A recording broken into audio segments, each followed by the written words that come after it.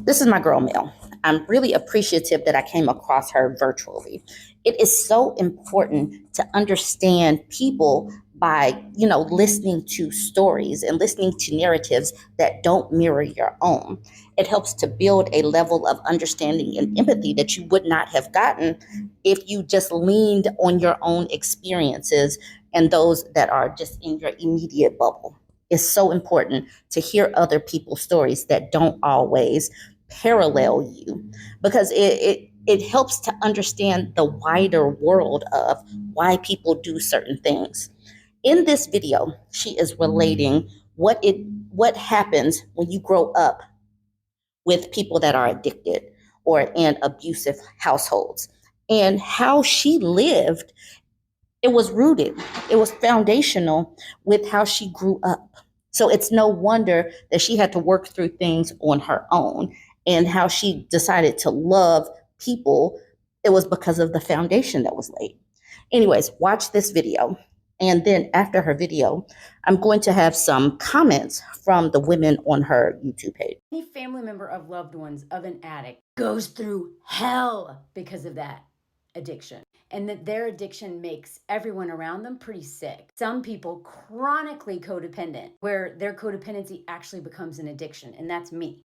My codependency literally almost got me killed, but so did my addiction. And so I have like that. I live this double life of being like, I totally get how hard it is on the addict, and I also understand how hard it is on the family members and loved ones of the addict. And then also, because y'all know my page and my content, you can't forget how systems of oppression play into everything. So they're going to play into addiction too. And so just to hit on one of those that I know very well is that when the father is an addict or a man is an addict who dates women, the trauma is very different because they're more physically powerful, because they have more money, because they have more power. Not to say that women who are addicts can't do an enormous amount of damage. They absolutely can. Ask any woman who has, or a man or any person who has a mother alcoholic. But the violence, especially in the United States, that is so embedded in our culture, and the violence under toxic masculinity and patriarchy, and then the schmegsual violence that gets played out even more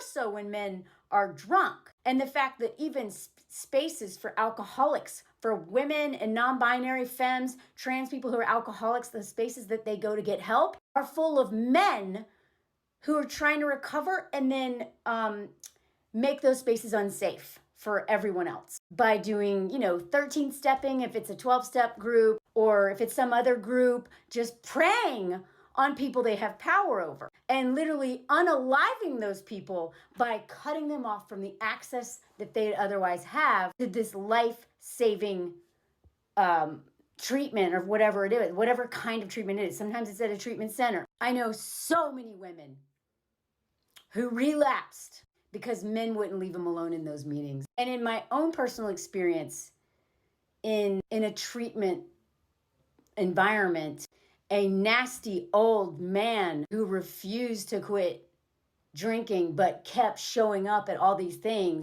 like molested me outside the meeting, therefore making that space unsafe for me. So before I go into all my empathy for addicts, please keep in mind that every time an addict dies, there's a long list of bodies behind them that have been tortured by that person usually. And a lot of times that person doesn't even know it. They don't even remember it if they have like an alcohol or a problem. Ask any woman who has been raised in a home or dated a man with an active addiction how absolutely terrifying that was. I'm not saying that it's not scary also if like the mother is an addict. I'm not saying that, I'm not minimizing that, but I'm saying that when you have a body that is enormous and outweighs you by 100 pounds or more, and is also violent and also controls the money, and then if that person also has unhealed trauma of the schmegsual variety, they end up committing the most atrocious things towards their kids. I have lost so many loved ones to their own mental health crisis.